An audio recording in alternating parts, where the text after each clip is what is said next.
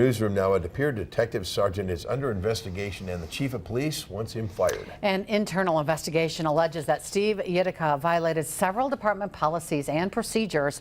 The De Pere Police Chief filed charges with the city's Police and Fire Commission. Our Emily Byer joins us live in the newsroom after combing through those documents this afternoon. Emily.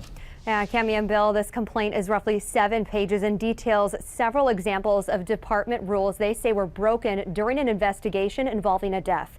Here's the sequence of events that led to these filed charges. On August 22nd, 2021, De Pere police were called to a home for an unresponsive man. He was found dead after family returned from out of town for the weekend. De Pere police interviewed the victim's mother, stepfather, and 2 neighbors, processing the scene and collecting several pieces of evidence. Yedica was assigned the case the very next day. He reviewed the evidence that was collected, watched body camera footage, and focused on cell phones. The complaint states Yedica never went to the scene of the death at any point in the investigation.